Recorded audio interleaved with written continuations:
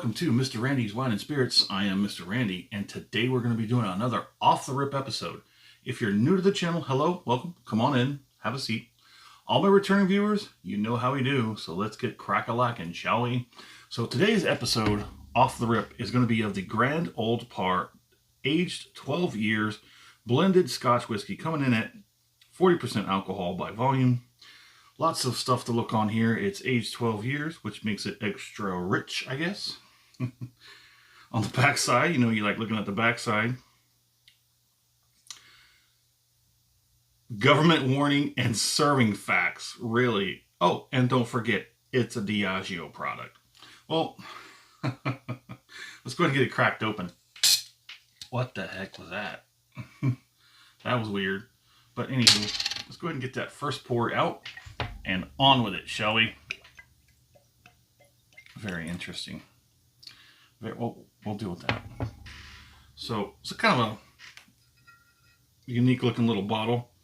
Might be one worth trying to save. I don't know, that top part might be an inch. But anyways, so let's go ahead and do the rundown real quick for all the new viewers out there. Mr. Randy does a 3-part series when he does his reviews for his whiskeys, wines, libations of sorts.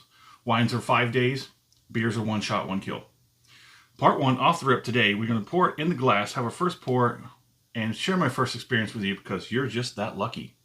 Part 2 is going to be the full review, halfway down this bottle. Going to have to be real careful with this one, I guess.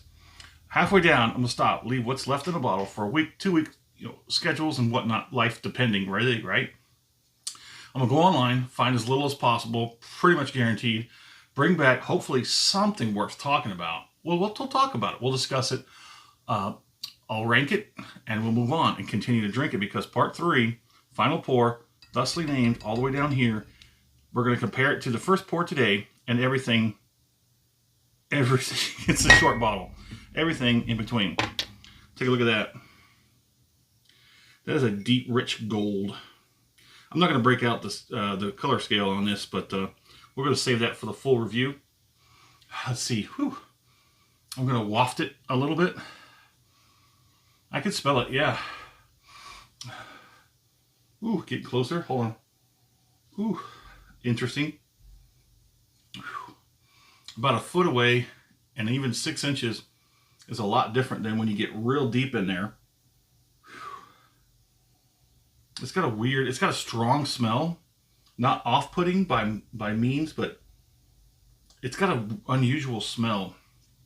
It definitely does smell like a blended Scotch. Excuse me.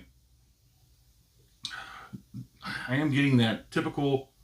I know nothing about this other than the fact that I think there are 3 offerings. The 12-year, the 18-year, and I think there's like a special reserve or distillers or something. There's a third special edition out there. I've seen it before because this isn't one of them. The 18-year on, I know what that one looks like, and the other one just doesn't look like these two. But anyway, I'm having a hard time picking anything out of the nose off the rip. And this is definitely going to be better on the second half once it has time to open up and relax, and that way these things sort of separate from each other. The characters are going to separate from each other, and you'll be able to pick them out and discern each from each. But enough of that. Let's go ahead and get this first palating out of the way, because you know that first palating is the acclimation and the entry into the Scotch.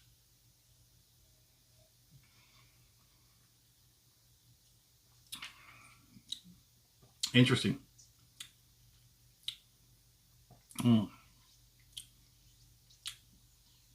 Decent enough looking viscosity. Transfers moderately well on the palate. It definitely has flavor characteristics of a blended Scotch.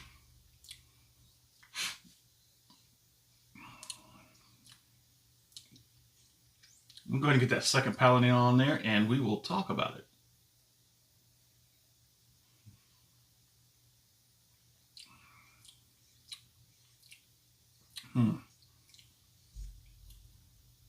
It has a sort of like a sour, sickly sweet sort of deal to it, which it's kind of telling me, it wants to tell me that it's a cheap blended Scotch. And this bottle wasn't cheap, it was $30 something. That more precise on that information will be on the full review. But it's a little rough.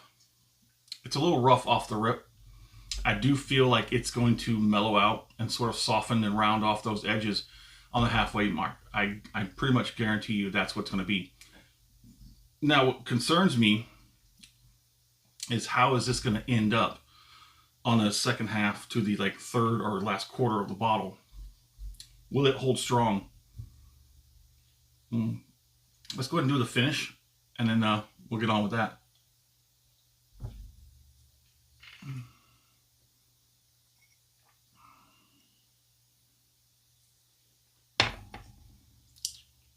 Finish is much interesting. Let's go ahead and take a moment just to talk about the if you like the video, go ahead and hit the like button, the heart button. Let whatever platform or whatever algorithm on whatever platform you're watching this on, let it know that you like the video, so it'll show you more. If you want to bypass all that, go ahead and hit the follow or the like, subscribe. You know all the stuff. That way, you'll see these videos will pop up in your feed, your line, your whatever, as soon as I put it up. The finish is interesting. You're getting quite a bit on the back end. We got a good solid 2 on the heat. There's more flavor than effects other than the back end right now, but the flavor does wane. All the strength in it does kind of wane up and then quickly kind of slides into like a more of an aftertaste. The viscosity is helping it hang around a bit, so that's kind of nice. It's juicy. Like I said, that viscosity helps it, but a lot of the flavor characters are pretty much gone. You've got a couple that are left. It's not really anything special, but it's not bad either. A 12-year-old blended Scotch. We've had a few 12-year-old blended Scotch on the channel. This would probably be the lower rung on that ladder, but it is still off the rip. So there it is. Not horrible. Very unique, interesting. Maybe not too unique, but it is unique. It is interesting. Why don't you do me a favor? Hit me up in the comments. Tell me where you're at, what you're drinking, and what do you think about Grand Old Parr 12? And if you've had the Grand Old Parr 18, let me know, how does it compare? How much better is the 18? How different is the 18 from the 12? And if you know that third offering out there, go ahead and hit that in the comments as well. And as always, thanks for stopping by here at Mr. Randy's Wine and Spirits. Hope this turns into a good one.